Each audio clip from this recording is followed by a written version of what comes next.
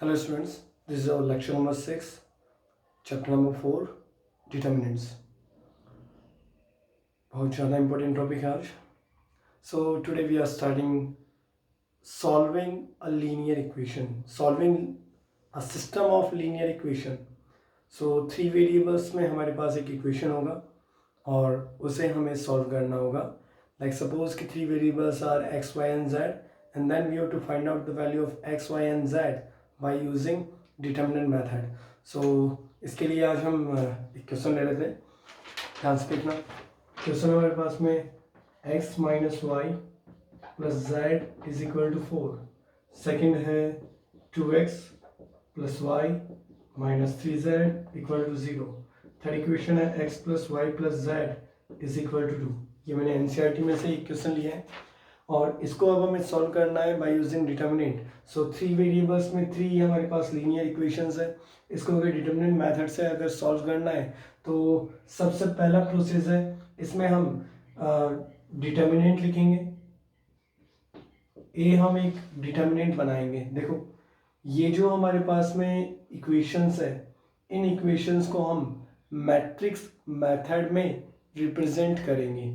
Matrix method में represent करने का मेरा क्या मतलब है? मतलब ये है कि इनको मैट्रिक्स के फॉर्म में लिखो ताकि मैट्रिसेस को जब मल्टीप्लाई करें या फिर जो भी करें उससे तीनों की तीनों इक्वेशन बन जानी चाहिए. तो उसके लिए मैं यहाँ पर पहला ए मैट्रिक्स बनाऊंगा. ए मैट्रिक्स होगा कोएफिशिएंट्स वाला मैट्रिक्स. जो एक्स वाई और जेड के जो कोएफिशिएंट्स है उनको मैं ए मैट्रिक्स में लूँगा. तो यहाँ पर कोएफिशिएंट लिखेंगे, एक्स वाई जेड नहीं लिखेंगे. सो 1 माइनस 1 और 1. और हाँ, यहाँ कोफिशिएंट्स का जो ऑर्डर है उसे भी सेम रखना है. पहला x का कोफिशिएंट, सेकंड y का कोफिशिएंट और थर्ड z का कोफिशिएंट. सो x का कोफिशिएंट है यहाँ पे 2 1 माइनस 3 देन 1 1 एंड 1. ये आ गया हमारा ए मैट्रिक्स. देन x हमारा मैट्रिक्स होगा जो कि केवल और केवल वेरिएबल का मैट्रिक्स होगा. सो वेरिएबल का मैट्रिक्स है. ओके, इसको कैपिटल X से मैंने रिप्रेजेंट किया है. वेरिएबल जो यहाँ पर काम में आ रहा है, यहाँ जो ऑर्डर था एक्स वाई जेड उसको मैं यहाँ पर लूँगा और ये एक मेरे पास में कॉलम मैट्रिक्स रहेगा जिसमें एक ही कॉलम के अंदर सारे एलिमेंट रहेंगे. सो यहाँ पर आएगा एक्स वाई एंड जेड. तो जिस ऑर्डर में मैं यहाँ पर कोएफिशिएंट लिखूंगा, एक्स का कोएफिशिएंट, वाई का कोएफिशिएंट, जेड का कोएफिशिएंट, तो यहाँ पर पहले एक्स आएगा, फिर वाई आएगा और फिर जेड आएगा. ओके, लास्ट होगा मेरा बी मैट्रिक्स और बी मैट्रिक्स होगा कांस्टेंट मैट्रिक्स. जो इसके कांस्टेंट वाले नंबर्स है, राइट हैंड साइड में जो नंबर्स है, अगर किसी वजह से लेफ्ट हैंड साइड में वो कांस्टेंट नंबर रहते हैं तो पहले उनको राइट साइड में ट्रांसपोज किया जाएगा और फिर बी के अंदर लिखा जाएगा. तो बी हमारा मैट्रिक्स है 4 0 and 2. अब ये सब कुछ लिखने का क्या मतलब है? इन सब को लिखने का मतलब है कि इस पूरे सिस्टम ऑफ लीनियर इक्वेशन को मैं ax इक्वल टू बी की फॉर्म में रिप्रेजेंट कर सकता हूँ. कैसे? एक बार इससे मैं ट्राई करके बताता हूँ. ax इक्वल टू बी लिखा तो पहले a लिखेंगे. a का मतलब यहाँ पर आएगा 1 माइनस 1 1 2 1 माइनस 3 1 1 एंड 1. तो ये वाला जो टर्म है ये एग्जामिनेशन में करके दिखाना नहीं है, ये तो मैं एक बार समझा रहा हूँ कि हाँ ax इक्वल टू बी करने से हमें ये इक्वेशन कैसे मिल जाएगी. आगे लिखेंगे मल्टीप्लाई में x, तो x मैट्रिक्स आएगा x y and z equal में b. तो b मैट्रिक्स है 4 0 and 2. सो एक बार मैं पहले इन दोनों को मल्टीप्लाई करूंगा. मल्टीप्लाई करने का रूल वही है कि इसके रो को मल्टीप्लाई करेंगे कॉलम से, तो ये बन जाएगा x minus Y plus Z. Second बन जाएगा सेकेंड रो को कॉलम से तो 2x plus Y minus 3z. Third row को कॉलम से मल्टीप्लाई करेंगे तो x plus Y plus Z और इक्वल में हमारे पास 4 0 and 2. और अब अगर ये दोनों मैट्रिसेस आपस में इक्वल है तो इक्वल होने का मतलब है इनके रेस्पेक्टिव एलिमेंट आपस में इक्वल कर सकते हैं, हम कंपेयर कर सकते हैं. तो फर्स्ट एलिमेंट फर्स्ट के इक्वल, सेकंड एलिमेंट सेकंड के और थर्ड एलिमेंट थर्ड से. तो अगर मैं इन दोनों को आपस में इक्वल करूं तो वहां से ये पूरा का पूरा तीनों की तीनों इक्वेशन अपने आप बन जाएगी. तो ये तीनों इक्वेशन जनरेट अपने आप हो जाएगी. ओके, सो इसीलिए मैंने ax इक्वल टू बी लिखा है जिसमें a मेरा कौन सा मैट्रिक्स है जो केवल और केवल कोएफिशिएंट से बना है, एक्स वाई जेड के कोएफिशिएंट से. x मैट्रिक्स है वेरिएबल का मैट्रिक्स, जो वेरिएबल मेरे इस इक्वेशन के अंदर काम में आ रहे हैं उनसे बना हुआ है मेरा x मैट्रिक्स. b मैट्रिक्स है केवल कांस्टेंट नंबर से बना हुआ. ओके, तो ये तो हो गया ax इक्वल टू बी की फॉर्म में लिखने का. अब हम यहाँ से करेंगे क्या? अब देखो, अगर हमने इस पूरे लीनियर इक्वेशन का जो सिस्टम है, अगर उसको ax इक्वल टू बी की फॉर्म में लिखा है, तो यहाँ से मुझे अब x मैट्रिक्स का वैल्यू फाइंड आउट करना है। तो x मैट्रिक्स का वैल्यू अब हम किस तरह से फाइंड आउट करेंगे, देखो एक्स मैट्रिक्स में तब फाइंड आउट कर पाऊंगा जब यहाँ से ए हट जाएगा, और ए को हटाने का एक ही तरीका है कि इसको ए के इन्वर्स से यहाँ पर लेफ्ट प्रोडक्ट कर दें। देखो लेफ्ट प्रोडक्ट या प्री प्रोडक्ट दोनों में दोनों सेम ही चीज़ है। लेफ्ट प्रोडक्ट और राइट प्रोडक्ट दोनों में डिफरेंस है। लेफ्ट प्रोडक्ट करूँगा तो लेफ्ट साइड में मेरा कोई भी मल्टीप्लिकेशन में एलिमेंट में रख सकता हूँ, और वो लेफ्ट साइड में होगा तो लेफ्ट साइड वाला जो एलिमेंट है उसके साथ में वो प्रोडक्ट में आ जाएगा। जैसे मैं कहना चाह रहा हूँ कि यहाँ पर ए इनवर्स से मैं लेफ्ट प्रोडक्ट करूँगा, तो लेफ्ट प्रोडक्ट का मतलब है A inverse into A into X equal to A inverse into B. तो इसमें क्या है कि ए इनवर्स और ए दोनों आपस में मल्टीप्लाई में है, और ए को ए के इनवर्स से मतलब किसी भी मैट्रिक्स को उसके इनवर्स से जब मल्टीप्लाई करते हैं तो आइडेंटिटी मैट्रिक्स आंसर में आता है, जो हो जाएगा I into X equal to A inverse into B. और आइडेंटिटी मैट्रिक्स को किसी भी अदर मैट्रिक्स से मल्टीप्लाई करूंगा तो सेम मैट्रिक्स आएगा equal to A inverse into B. अगर मान लो कि यहाँ में लेफ्ट प्रोडक्ट की बजाय राइट प्रोडक्ट कर देता, तो इधर राइट में इधर भी राइट में, तो A X A inverse equal to B into A inverse. तो इस केस में ए और ए का जो इनवर्स है वो आपस में मल्टीप्लाई नहीं कर पाता, बिकॉज जो मैट्रिसेस है उसमें प्रोडक्ट कॉम्यूटेटिव लॉ को फॉलो नहीं करता, इसलिए इन दोनों का प्रोडक्ट अब आई यानी आइडेंटिटी मैट्रिक्स नहीं बन पाता। इसलिए लेफ्ट प्रोडक्ट और राइट प्रोडक्ट दोनों में डिफरेंस है। यहाँ मैं किसी भी तरीके से इन दोनों को मल्टीप्लाई करके आइडेंटिटी मैट्रिक्स में कन्वर्ट नहीं कर पाऊंगा, जबकि यहाँ इजीली मैं आइडेंटिटी मैट्रिक्स में कन्वर्ट कर पाऊंगा। सो ए एक्स इक्वल टू बी के प्रोसेस से हम एक्स को किस तरह से फाइंड आउट करेंगे, एक्स होगा मेरा ए इनवर्स इंटू बी, कि ए के इनवर्स को जब मैं बी से मल्टीप्लाई करूंगा तो एक्स का वैल्यू आ जाएगा। तो ठीक है, मुझे टारगेट मिल गया कि मुझे ए का इनवर्स पहले फाइंड आउट करना है और फिर मुझे बी से मल्टीप्लाई करना है। तो अब मैं ए इनवर्स को फाइंड आउट करूंगा। ए का इनवर्स फाइंड आउट करने का जो तरीका है वो हमने लेक्चर नंबर 5 में सीखा था ऑलरेडी। सो एक बार फिर से हम उसी प्रोसेस को फॉलो करते हैं। पहले मैं यहाँ पर फाइंड आउट करूंगा माइनर हर एलिमेंट के रेस्पेक्ट में, M11 12 13 21 22 23 then 31 32 and 33। तो माइनर M11 का मतलब है कि इसका जो 11 वाला एलिमेंट है उसको छोड़कर उसका रो और उसका कॉलम छोड़कर बाकी का जो डिटर्मिनेंट बचेगा उसको लिखना। तो यहाँ पर इन चारों से लिखेंगे हम। अभी डायरेक्ट प्रोडक्ट कर लेते हैं चाहे, या फिर एक बार मैं पूरा लिख देता हूँ। तो इसको अगर मैं मल्टीप्लाई करूँगा तो 1 + 3 यानी ये बन जाएगा 4। 1 2 को फाइंड आउट करेंगे तो ये 1 2 वाला एलिमेंट जो है इसका रो और कॉलम हटाएंगे, तो यहाँ पर अब बचेगा 2 -3 1 and 1। ओके, और अब इसका वैल्यू बन जाएगा यहाँ से 2 + 3 यानी ये बन जाएगा 5। M13 तो 13 वाला एलिमेंट का रो और कॉलम हटा देंगे तो बाकी का बचेगा 2 1 1 1। तो मल्टीप्लाई करेंगे 2 - 1 दैट इज इक्वल टू 1। 2 1 तो 2 1 वाला जो एलिमेंट है उसका रो और कॉलम हटा देंगे, तो ये वाला जो एलिमेंट है इसका रो और कॉलम हट जाएगा, तो -1 1 1 and 1। सो -1 1 1 1, सो ये बनेगा -1 -1 यानी -2। M22 का मतलब है ये जो 2 2 एलिमेंट है इसका रो और इसका कॉलम हट जाएगा, तो अब हमारे पास बचेगा कॉर्नर वाले एलिमेंट 1 1 1 1, तो बन जाएगा 1 - 1 यानी 0। M23 का मतलब ये 2 3 वाला जो एलिमेंट है इसका रो और इसका कॉलम हटा दो, तो 1 - 1 1 1, तो 1 - 1 1 and 1 मल्टीप्लाई करेंगे 1 + 1 that is equal to 2। M31 तो 31 वाला जो एलिमेंट है इसका रो और इसका कॉलम हटा दो, तो बाकी के एलिमेंट बचेंगे हमारे पास में -1 1 1 and -3। प्रोडक्ट करेंगे तो 3 - 1 जो कि बन जाएगा 2। 3 2 को फाइंड आउट करेंगे, जो 3 2 एलिमेंट है इसका रो और इसका कॉलम हटा दो, तो ये बचेंगे 1 1 2 -3। सो 1 1 2 -3, सो बनेगा -3 - 2 यानी -5। M33 फाइंड आउट करेंगे तो 3 3 एलिमेंट का रो और कॉलम हटा देंगे, तो 1 - 1 2 1। सो 1 - 1 2 and 1 प्रोडक्ट करते हैं यहाँ पर 1 + 2 यानी ये बन जाएगा 3। ये तो आ गया हमारे पास में माइनर्स। अब हम इन सबसे फाइंड आउट करेंगे कोफैक्टर्स। तो capital A 1 1 1 2 1 3 2 1 2 2 then 2 3 3 1 3 2 and 3 3।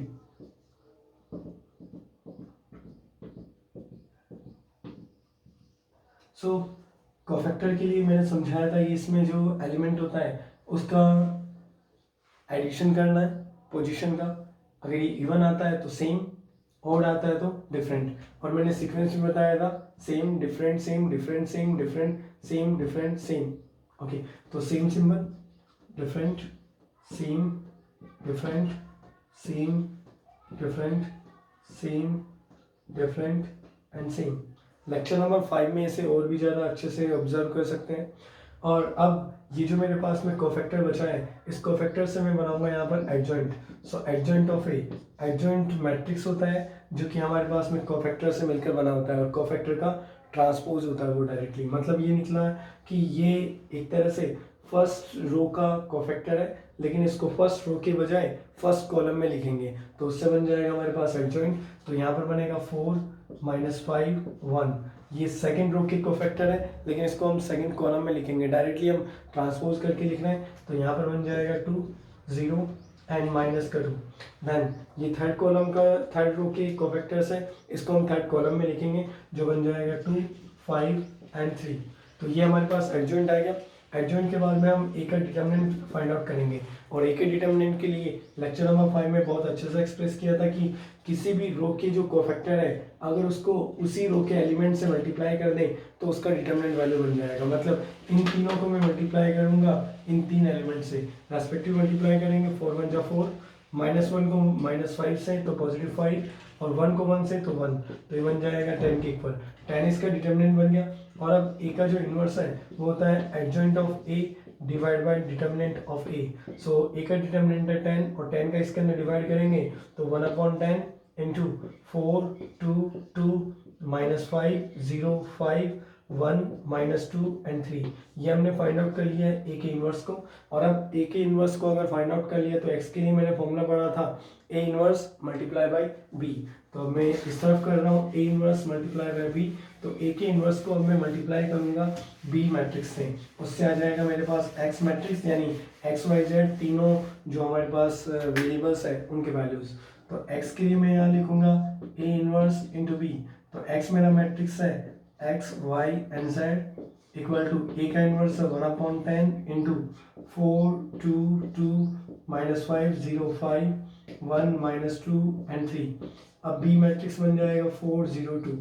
Multiply करते हैं तो 1/10, यहाँ फर्स्ट रो को फर्स्ट कॉलम से मल्टीप्लाई करेंगे, 4 4 16 प्लस 0 प्लस 2 2 4। सेकंड जो हमारा रो है उसको सेकंड को फर्स्ट कॉलम से, तो माइनस का 20 प्लस 0 5 2 10। अब थर्ड रो को इससे मल्टीप्लाई करेंगे तो 4 प्लस 0 एंड 6, तो ये बनेगा 1/10 इंटू 20 -10 एंड +10। 10 को अगर हम अंदर की तरफ लेकर जाएं और डिवाइड कर दें तो ये एलिमेंट बन जाएगा 2 -1 एंड +1। और इक्वल में हमारे पास इस तरफ वही मैट्रिक्स है एक्स वाई एंड जेड। इनको रेस्पेक्टिव एलिमेंट को कंपेयर कर लेते हैं, जिससे हमें एक्स का आंसर मिल जाएगा 2, वाई का वैल्यू होगा -1 और जेड का वैल्यू होगा +1। तो ये हमारे पास है एक्स वाई और जेड को फाइंड आउट करने का तरीका, जो कि हमने डिटर्मिनेंट के मेथड से सॉल्व किया इसे। ओके, अब एक और चीज़ का ध्यान रखना होगा इसमें। अब हम पढ़ेंगे जो हमारे पास में एक सिस्टम होगा लीनियर इक्वेशंस का, उसमें कंसिस्टेंसी, इनकंसिस्टेंसी या फिर नंबर ऑफ सॉल्यूशंस, इनको काउंट करना। सो अगर इनको काउंट करना है तो सबसे पहले हम यहाँ पर पढ़ेंगे डिटर्मिनेंट ऑफ ए। पहला हमारा केस रहेगा, इसमें दो केसेस होंगे। केस नंबर वन है determinant of A is not equal to 0।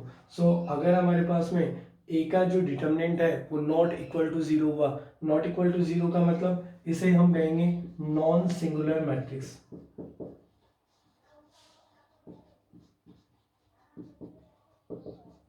अगर हमारे पास किसी भी मैट्रिक्स का जो डिटर्मिनेंट वैल्यू है वो नॉट इक्वल टू 0 आता है तो उसका मतलब वो है नॉन सिंगुलर मैट्रिक्स। तो अगर हमारे पास में जैसे हमने ए एक्स और बी बनाया था, ए मैट्रिक्स बनाया था, एक्स बनाया था और बी बनाया था, तो उसमें अगर ए का डिटर्मिनेंट नॉट इक्वल टू 0 आता है, डिटर्मिनेंट वैल्यू चाहे पॉजिटिव आए चाहे नेगेटिव आए, 0 नहीं आनी चाहिए, तो उस केस में एक यूनिक सॉल्यूशन माना जाएगा।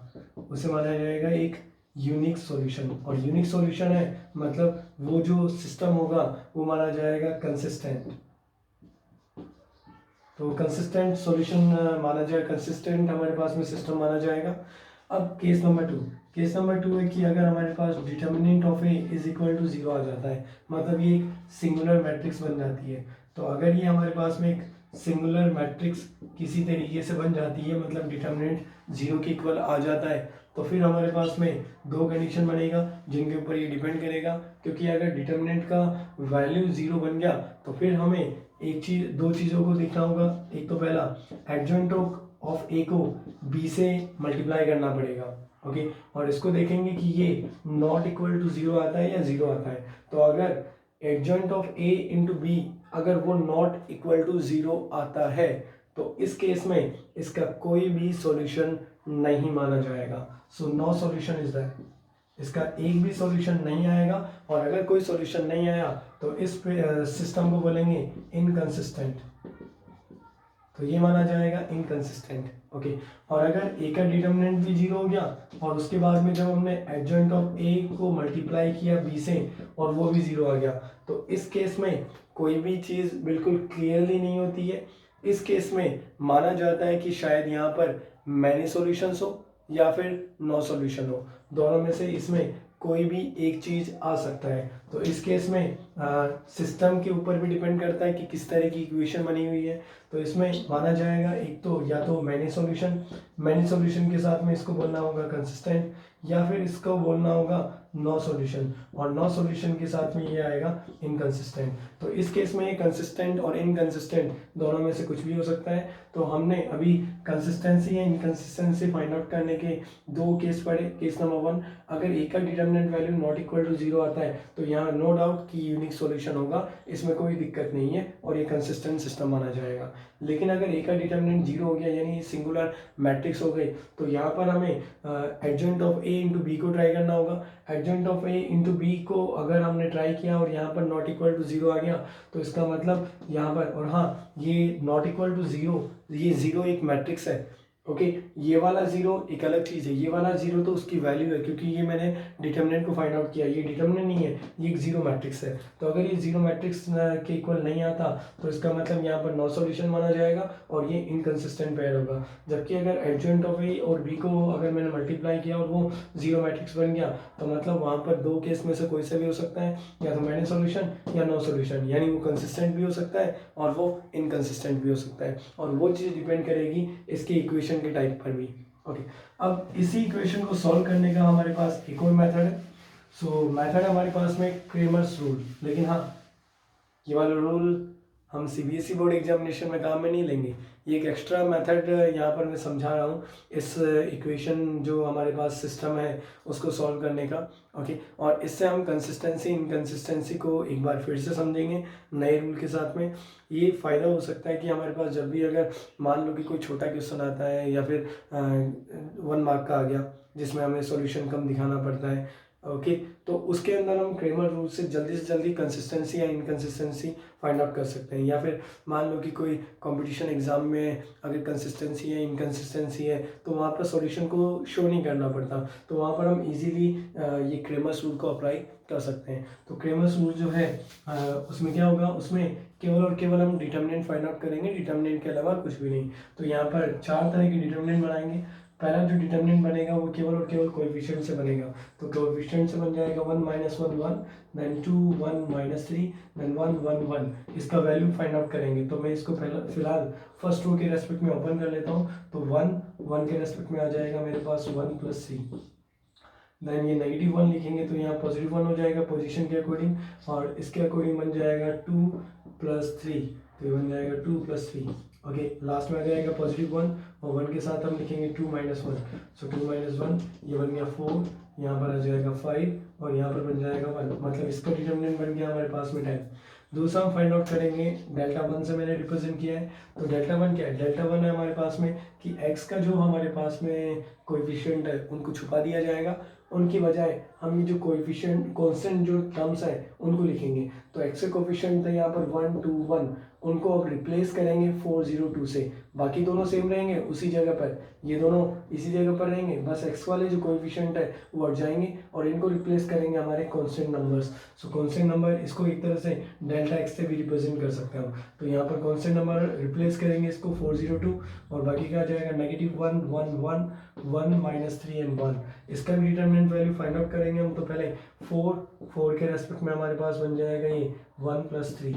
ओके, सो अगला हमारे पास आएगा नेगेटिव का 1 यानी पॉजिटिव 1 हो जाएगा और इसके रेस्पेक्ट में बनेगा 0 + 6, तो 0 + 6।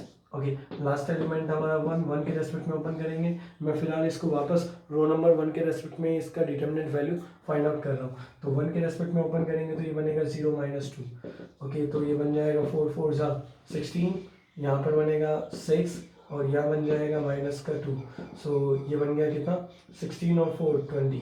तो ये आ गया 20 के इक्वल, जो कि है एक्स डिटरमिनेंट एक तरह से मैंने रिप्रेजेंट किया है। देन डेल्टा वाई का मतलब है कि इस बार एक्स को नहीं, इस बार वाई को हटाया जाएगा इसमें से। वाई को हटाकर वाई को भी कौन रिप्लेस करेगा, कांस्टेंट नंबर। बाकी दोनों अपनी पोजीशन से सेम रहेंगे। पहले हमारे पास एक्स के कोएफिशिएंट आएंगे, फिर वाई के कोएफिशिएंट आते हैं, जबकि उसकी जगह कांस्टेंट नंबर आएंगे और लास्ट में जेड वाले। तो एक्स के कोएफिशिएंट सेम रहेंगे 1 2 1। वाई को रिप्लेस किया है इसने, तो यहाँ पर आ जाएगा 402 और जेड वाले कोएफिशिएंट सेम रहेंगे 1 -3 एंड 1। अब इसका भी डिटरमिनेंट वैल्यू फाइंड आउट करेंगे। तो पहले 1 वही रो नंबर 1 के रेस्पेक्ट में ओपन कर रहा हूँ। तो 1 के साथ लिखेंगे 0 + 6, तो 0 + 6। यहाँ पर आएगा -4, इसके रेस्पेक्ट में लिखेंगे 2 + 3, तो ये बनेगा 2 + 3। ओके, लास्ट हमारे पास 1 के रेस्पेक्ट में लिखेंगे तो 4 - 0, तो यहाँ आ जाएगा 4 - 0। तो अभी बनेगा 6 × 6 5 4 -20 और ये बन जाएगा +4। तो मतलब 10 - 20 यानी -10। ओके, लास्ट में फाइंड आउट करेंगे डेल्टा जेड। फिलहाल जैसे मैंने डेल्टा एक्स के टाइम पर एक्स को रिप्लेस किया, डेल्टा वाई के टाइम पर वाई को रिप्लेस किया, वैसे डेल्टा जेड के टाइम पर अब जेड को रिप्लेस करेंगे कांस्टेंट नंबर से।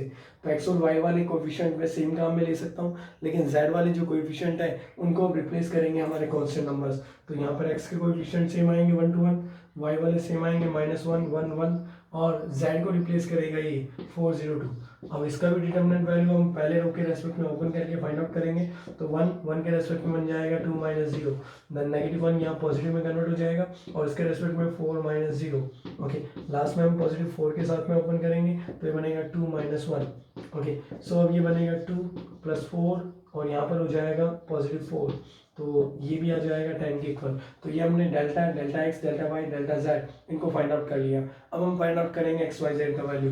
तो एक्स के लिए फॉर्मूला है delta X upon delta, Y के लिए फॉर्मूला है डेल्टा वाई अपॉन डेल्टा और जेड के लिए फॉर्मूला है delta Z upon delta. So अब डेल्टा एक्स का वैल्यू है हमारे पास में 20 और अपॉन में डेल्टा जो कि 10 है। देन एक्स का वैल्यू हम यहाँ से फाइंड आउट कर सकते हैं 2। वाई के लिए फॉर्मूला है डेल्टा वाई अपॉन डेल्टा, तो डेल्टा वाई का वैल्यू हमारे पास में -10, सो डेल्टा वाई का वैल्यू -10 है और अपॉन में डेल्टा 10, तो ये डिवाइड करने पर आ जाएगा -1। जेड के लिए डेल्टा जेड अपॉन डेल्टा, तो डेल्टा जेड का वैल्यू है 10 और डेल्टा का वैल्यू भी 10, तो जेड का वैल्यू बन जाएगा +1। तो इस तरह से हम एक्स वाई और जेड का वैल्यू फाइंड आउट कर सकते हैं और ये हमारा क्रेमर रूल्स है, जो कि काफ़ी ज़्यादा आसान रहा बजाय हमारे जो प्रीवियस मेथड हमने मैट्रिक्स के लिए पढ़ा था उससे। सो ये हमारे पास में क्रेमर्स रूल है, जिससे हम delta X, delta Y, delta Z को फाइंड आउट करते हैं। डेल्टा केवल एक्स वाई जेड के कोएफिशिएंट है।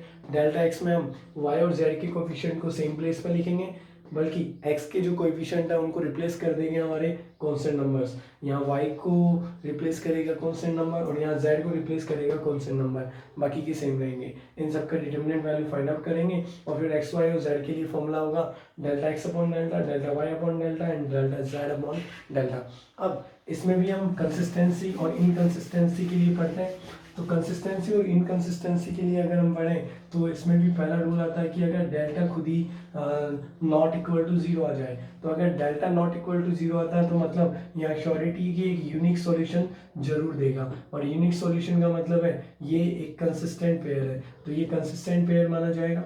सेकंड हमारे पास है कि अगर डेल्टा 0 के इक्वल आ जाता है तो यहाँ पर हम दो केस पढ़ेंगे। तो अगर डेल्टा 0 के इक्वल आ जाता है तो इसमें पहला तो होगा कि डेल्टा एक्स, डेल्टा वाई या डेल्टा जेड तीनों में से कोई भी एक नॉट इक्वल टू जीरो आता है। तीनों में से कोई भी एक अगर हमारे पास नॉट इक्वल टू जीरो आता है तो इस केस में माना जाएगा इसका नो सॉल्यूशन। इसमें नो सॉल्यूशन होगा और इस सिस्टम को बोलेंगे इनकंसिस्टेंट। ओके, लास्ट तक ये अगर डेल्टा भी जीरो आ जाए और डेल्टा एक्स, डेल्टा वाई और डेल्टा जेड, अगर ये तीनों भी जीरो आ जाए, डेल्टा भी जीरो और delta X, delta Y, delta Z, ये तीनों भी अगर जीरो के इक्वल आ जाता है तो इसमें माना जाता है मैनी सॉल्यूशंस, और मैनी सॉल्यूशन से इस पेयर को बोला जाएगा कंसिस्टेंट पेयर। तो ये हमारे पास में क्रेमर रूल के अकॉर्डिंग उसकी कंसिस्टेंसी या इनकंसिस्टेंसी को फाइंड आउट करने का हमारे पास में तरीका है। तो ये क्वेश्चन बोर्ड एग्जामिनेशन में जरूर बनता है और 6 मार्क्स का बनता है। तो 6 मार्क्स के लिए क्रेमर रूल पर CBSE एग्जामिनेशन में क्रेमर रूल पर नहीं जाकर अगर हम मैट्रिक्स वाले उस मेथड से पढ़ें AX इक्वल टू B से तो ज़्यादा बेस्ट रहेगा।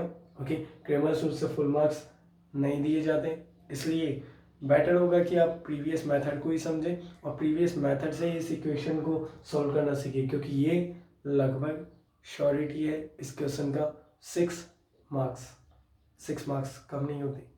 ओके।